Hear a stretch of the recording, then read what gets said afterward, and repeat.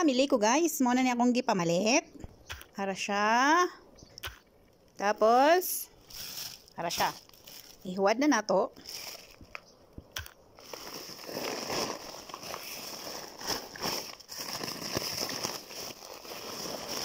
Muna siya. Tapos ang isa.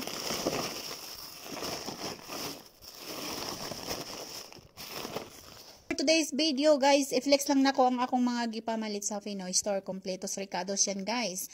So nakapamalit ko guys, kaya unexpectedly sa kabaitan ng baba namin is ginawa niyang 2K ang sahod ko instead na 1,700 dahil napakarami namin ginawa dahil sa kasal ng anak niya.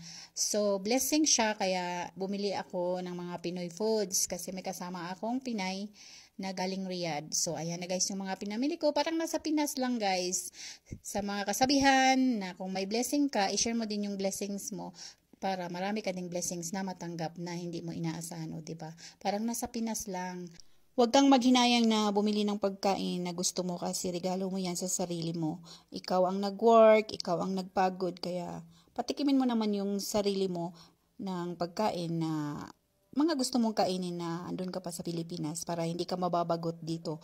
So ayan, dami ko mga pinamili guys. So flex lang na ako ang ako mga gipamalit nga mga Pinoy foods sa Pinoy Store diri sa Abha, Saudi Arabia guys. Mura lang din siya. So sa lahat ng mga OFW, especially DH, nagkayuring na, Bisaya pa ha, nagkayuring na. Ingat tayong lahat.